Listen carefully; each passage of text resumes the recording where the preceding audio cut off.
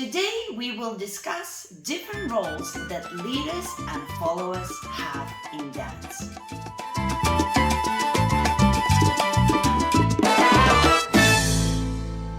Hello everybody and welcome to my channel. Rasa the dancer is here.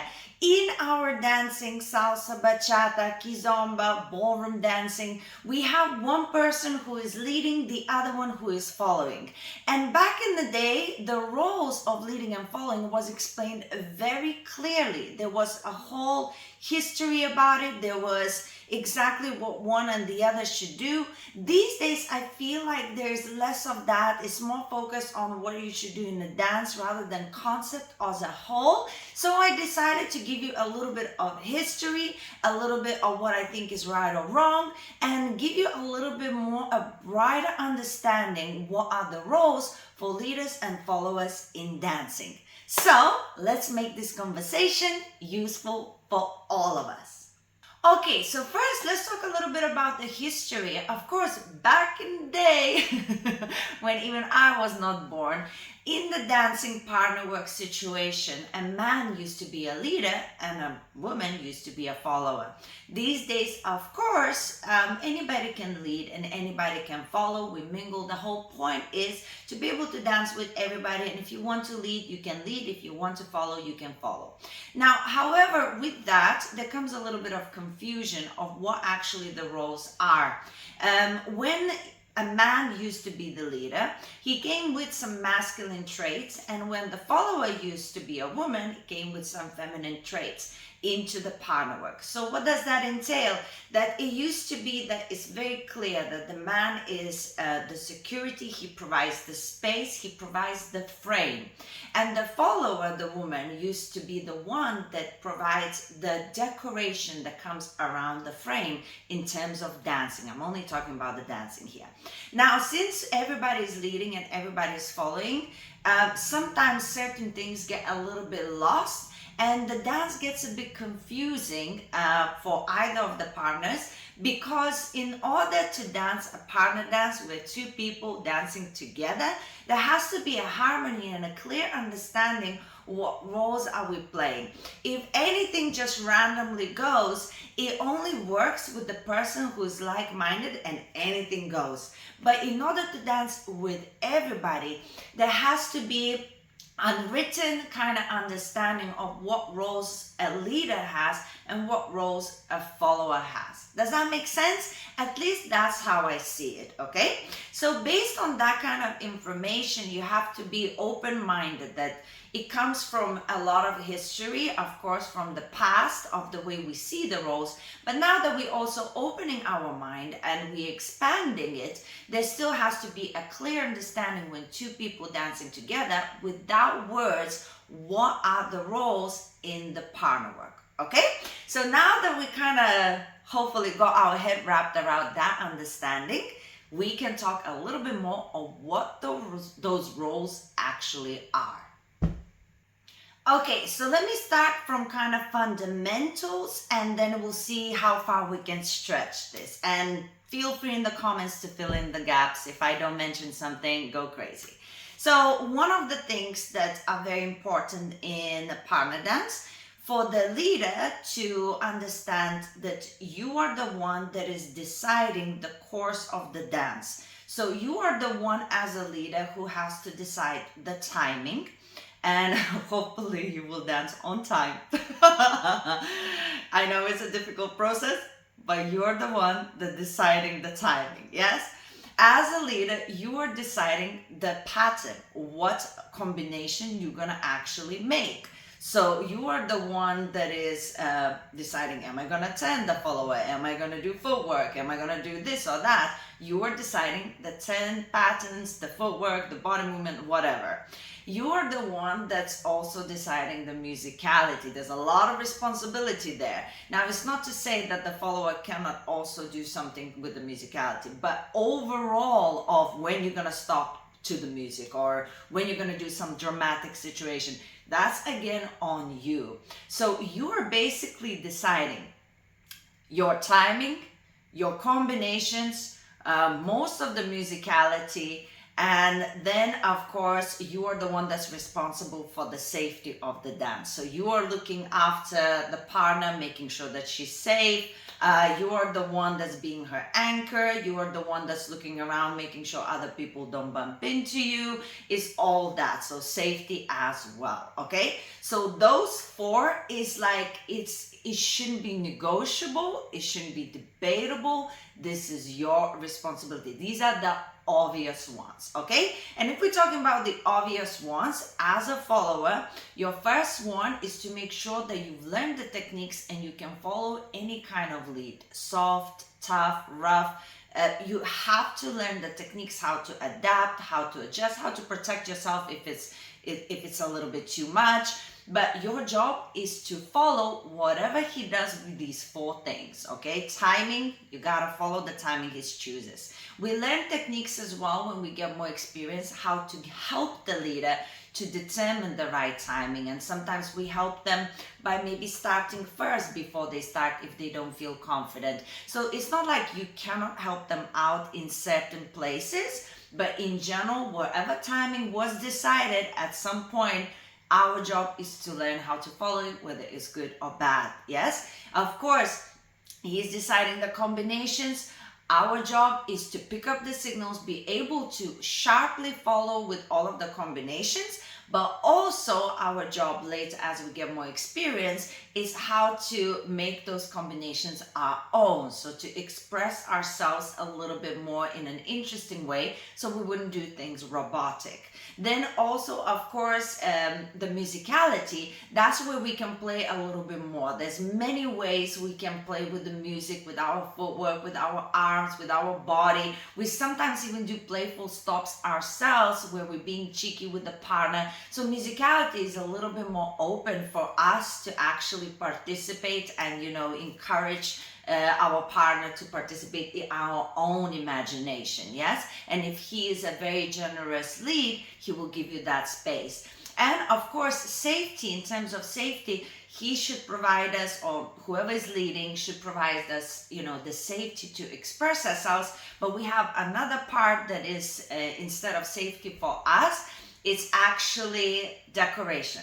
So we are the ones that decorating the dance. We are the ones that will be doing arm styling. We will be doing all kinds of like funky head movements and this and that, and creating the little bouquet of flowers, if you may, the leader brings flowers, we create a beautiful bouquet out of it, kind of thing. So that's our responsibility, is to make sure that if we have the safe space to create, that we do create some decoration. So we just not just following like a robot, that we have other purpose, which is to make that dance super beautiful. Now let's go in a little bit of like a gray area, if you may, a little bit more detail what I consider for myself personally, what I like to see from a leader and what I like to see from the follower. So this kind of things that I'm going to mention, I think is debatable, but I do strongly believe in my beliefs. It comes from experience, people. So one thing that is super important for the lead is a frame. And I believe posture and frame, they come well together, because if you just hold your frame but you don't hold your posture, it's a job. But if you hold your posture, your frame naturally is there, so you never need to think about it. So it comes in hand, posture and frame as a leader. Now that is necessary, because to lead most of the combinations, you need to have a frame in order for your follower to understand where she needs to go and what she needs to do, right? So that's like, you have to, that's your number one concern, besides, learning the steps and being musical, is to make sure that you have your posture and you have your frame. And posture for a leader and a frame, I believe, is part of styling. I always talk to my students who are leaders. If you are walking to a room, and you're walking all slouched, you might be the greatest dancer ever, but you don't present yourself like one. Does that make sense? But if you walk in with posture, immediately it's a sense of confidence, like that person has things together. He has his life together.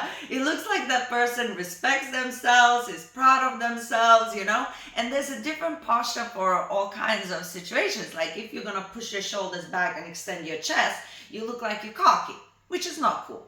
But if you have a just nice straight posture and you just, generally natural posture for your body, then you just look like you actually can hold yourself and you are, all put together, and not necessarily that you are, snobby. So it's how you're going to portray yourself is where you're going to get. However, posture is crucial, and I believe is part of styling. Now I'm going to go on the other side is, if you are a man and you're leading, that is for me the most attractive quality, as in from the dancing point of view. If I see a man and he has a good posture, for me that's very beautiful, that's very sexy, that's screams confidence. And it's a huge thing. A guy who's slouching, it might take a moment for me to get to know that person in terms of, does he have confidence? Because it would seem like he doesn't, and then things come out and whatever. But that first impression is very important. If you hold your posture, is a huge thing. Now, as a follower, posture is important as well. Just the followers have different kind of posture. Followers tend to have a little bit more shoulders back. Followers tend to have a little bit more hands down, because then it creates femininity around our body. If you raise your elbows up, immediately it creates a bit more macho situation, right? Now, you could be a woman leading or you could be a man following, but then I expect that same situation. So when I lead, I'm not going to be leading like this. I'm leading now. There has to be a frame. You gotta embody a little bit of that framework, because it's still the techniques that allow you to lead better and for the follower to feel more comfortable and secure. So I'm not going to come in leading and suddenly, yes, I'm a great lead, but I'm leading like this. No, if you're leading, you have to commit to the role and the techniques and responsibilities that the leader has. Raise your frame, change your posture. And it's the same as a follower. If you come in to follow and you're dancing like this with your elbows up, it's crazy. You can't. You have to relax your frame down, have completely different connections in order to be able to follow without elbowing everybody in the face. So it's a completely different thing. But now these days, a woman decides to lead and she's leading like this. No, you decided to do this role, then you do this role. Some women want to still be feminine and do the masculine role. And fair enough, you can be feminine. Keep your heels, do styling as you're leading, but you have to maintain the frame and the posture that allows me as a follower to feel secure.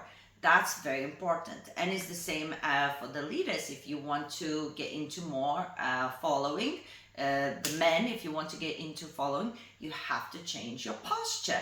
And you have to adapt your elbows and different connections and different movement and different way you shift your weight. It's just a given, because the roles are very clear. You can't be masculine role and do following. You know what I mean? It's a different vibe completely, and it's different techniques. Okay, this final thing is it's gonna be interesting.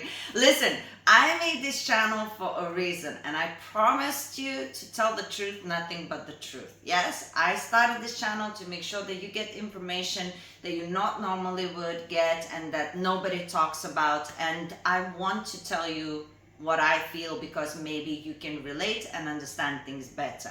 So, if you are a woman and you ask me to dance and you want to be a leader, I expect to also feel a little bit more masculine traits. Now, I want that because we talked just about the frame and the posture, but it's also about the feel. Like, if you are a woman leading and you are doing more styling than me and you are like copying my styling and like doing like all these things, for me, it's like, why am I there? Yeah, I'm the follower. I am supposed to be doing more styling than you. If you're doing more styling than me, why am I there? What is the point? Like I don't like it.